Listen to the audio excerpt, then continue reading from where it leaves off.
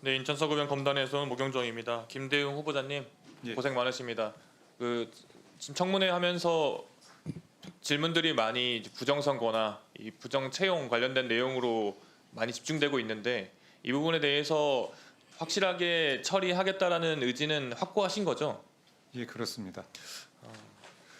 저는 아까 방금 여당 의원님께서도 말씀하셨지만 여러 가지 의혹 제기할 수도 있고 그걸 털고 가야 된다는 거 너무 100% 동의합니다. 그런데 지금 국민이 이렇게 절반으로 갈라지고 많은 분들이 고생하고 있는 이유 중에 하나가 윤석열의 계엄 아니겠습니까? 계엄의 이유를 든 것이 이 부정선거 관련된 내용을 헌재에서도 계속 이야기를 합니다. 가장 뼈아팠던 선거를 저에게 물어본다면 지난 대선이었을 것 같습니다. 정말 아까운 차이로 대선에서 졌는데 민주당에서 그 아까운 차이로 졌다고 해서 이 선거에 대해서 부정선거를 제기하고 또는 계엄을 해야 될 정도라고 생각하지는 않았다고 생각합니다. 이 정도를 지나치고 있다. 그 정도를 지나친 것에 대해서 특정 당이 계속 부안해동해서는 안 된다라는 말을 먼저 하고 질의를 이어가도록 하겠습니다. 우리 후보자님 판사 재직 시절에 가장 기억에 남는 판결이 뭐라고 답변하셨죠? 세 가지를 들었었습니다. 그 중에 원세훈 국정원장의 여론조작 사건도 들어있죠? 맞습니다. 그 판결문 한번 잠깐 보겠습니다.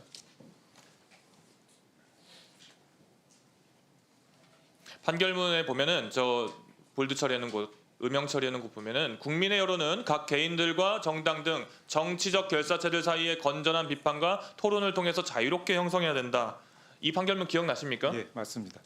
국민의 여론은 진짜 저렇게 되어야 되는데 이 국정원의 개입 방식 자체가 가짜 뉴스 생산, 댓글 조작, 여론 조작 이런 걸 통해서 대중의 판단을 흐리게 했고 그들의 주요 논리 중에 하나가 뭐였냐면 야당이 집권하면 중국과 북한과 더 가까워지고 국가 안보가 위태로워진다 이런 내용이었는데 기억나십니까?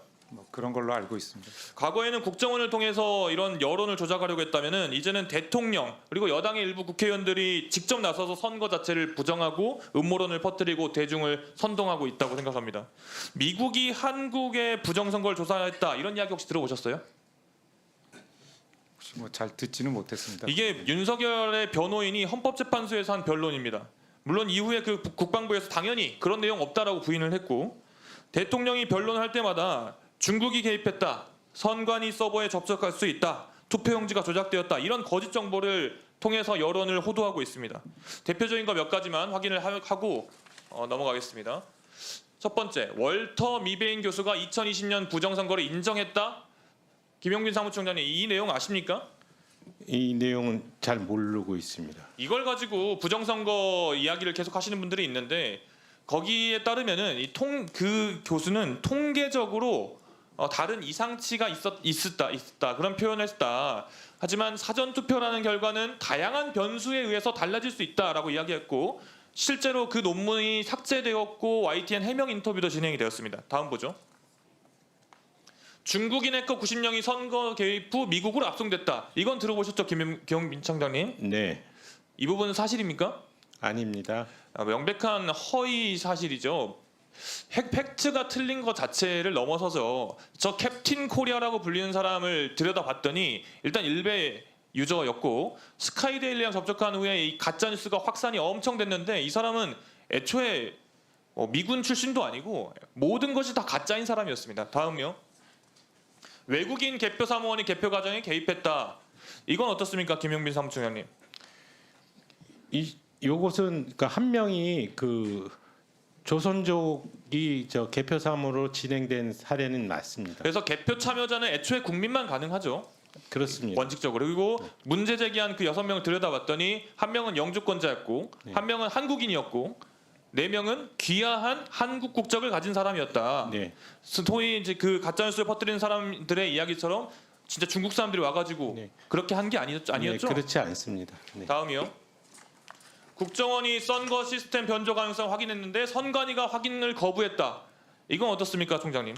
이것도 사실과 다릅니다. 역시 여러 차례 이야기를 함에도 불구하고 듣고 싶은 말만 듣고 듣기 싫은 말은 귀를 닫고 있는 것 같습니다. 국정원장이 뭐라고 말했냐면 선거 부정이 발생했다는 대통령 보고는 없었다라고 이야기를 했습니다. 다음이요. 이거 여러 가지 종이 관련된 이야기 나오는데 이런 것들을 포함해서 이런 많은 부정 선거에 대한 이야기들이 나오고 있습니다. 후보자께서는 이 차기 선거, 총선이 되었건 대선이 되었건 지선이 되었건 이 부분에 대해서 어떻게 대응하시겠습니까? 이런 가짜 뉴스에 대해서. 뭐 가짜 뉴스에 대해서는 뭐 사전에 가짜 뉴스가 유포되지 않도록 공개할 수 있는 정보는 뭐 활발히 공개해서 그 가짜 뉴스 유포를 방지해야 될 것 같고요. 사후적으로는 뭐 엄정하게 대처해서 필요한 부분에 대해서는 거기에 대한 대처가 필요하다고 생각을 합니다. 여러 가지 팩트 체크를 해드렸는데 소감은 어떠십니까? 그래서 지금 뭐 보여드린 것들은 뭐 제가 알기로도 전혀 근거가 없는 것으로 이렇게 알고 있습니다. 예.